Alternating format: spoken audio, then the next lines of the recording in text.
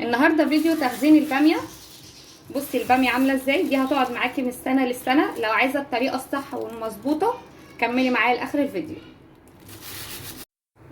بسم الله الرحمن الرحيم والصلاه والسلام على خير المرسلين. النهارده هنعمل فيديو مهم جدا كله بيدور عليه، اللي هو فيديو لتخزين الباميه.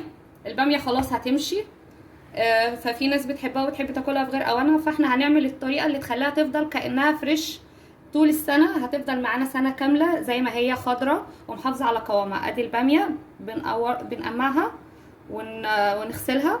ومعانا مكونين، معانا الليمون علشان يحافظ عليها تفضل خضره، ومعانا السكر علشان ما تبقاش طريه، تبقى ماسكه نفسها كده وكانها لسه جايه فريش.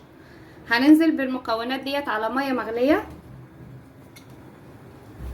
ادي السكر ده زي الماده الحافظه كده، وادي الليمون ده علشان يحافظ على لونها. وهننزل بالباميه، دي ميه مغليه. هننزل بالباميه بتاعتنا يا دوبك، بصوا اللي هي هتخضر من دقيقه لدقيقتين بالظبط. بصوا احنا هو يعني ما فيش اسهل من كده.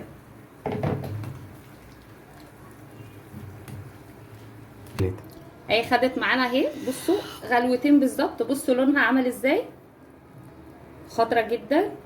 ده علشان الليمون اللي احنا حطيناه، وهتفضل معانا برده متماسكه وحلوه. هننزل بيها بقى، نطلع من الميه المغليه على الميه متلجه على طول. دي كده بنعمل لها صدمه علشان تحافظ على لونها.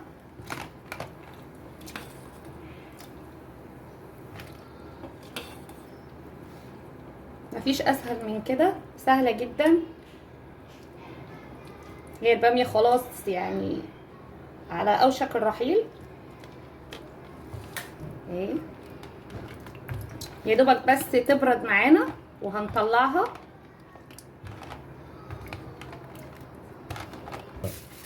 خلاص اهي بعد ما خلاص بردت هناخدها نصفيها في المصفى، وبعدين نعبيها في الاكياس. دي هتقعد معانا للسنه زي ما انتوا شايفين اللون دوت، هو اللي انتوا هتطلعوها عليه. مفيش اي اختلاف خالص. هتطلع بس هتطلعيها بقى مجمده على الصلصه، يعني مش هتسيبها تفك، لا زي ما هي كده على الصلصه بتاعتها.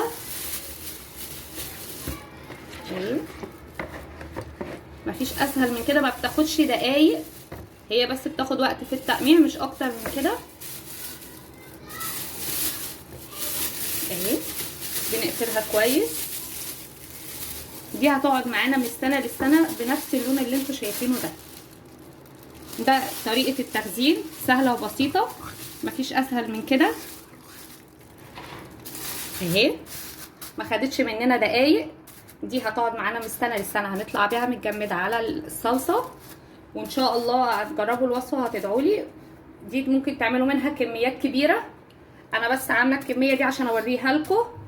انما انا مخزنه، لسه مخزناها، بس قلت اعمل فيديو علشان الناس اللي مش عارفه تعرف طريقه التخزين الصحيحه واللي بتحافظ عليها طول السنه. ولايك وشير وفولو، وشكرا على الناس اللي بتدخل تدعمني. شكرا جدا ليكم، دعمكم ده بيفرق معايا كتير، بيشجعني ان انا اعمل فيديوهات اكتر واكتر. وجربوها وان شاء الله هتطلع معاكم كويسه، وتقولي لي ارائكم ايه. شكرا.